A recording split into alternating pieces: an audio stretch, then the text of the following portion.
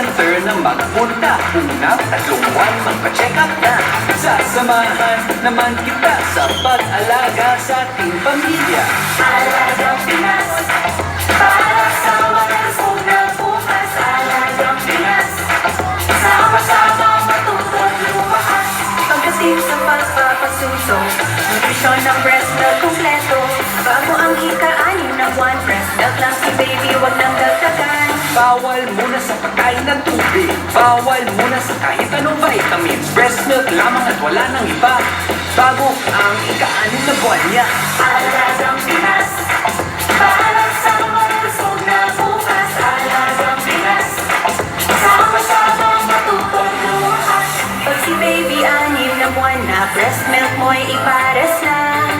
Sa pagkain mas susustansya, kay BNS na kumonsulta. Breast milk ay huwag patanggalin, dagdagan lamang ng ibang pagkain kada araw. Siguraduhin na 4 na klase ang inyong ihahain. Pumili sa kanino kasi, pwede rin sa prutas o mani.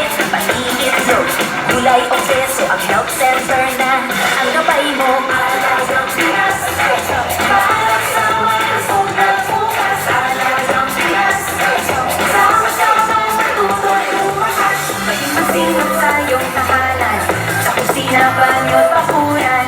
Sabunan lagi mga kamay, malinis na tubig dapat meron sa bahay. Pinapuno ang tubig ng 3 minuto. Hinugas ang kamay ng 20 segundo. Basurang tinapon ng gusto para pamilya mo'y todo protektado.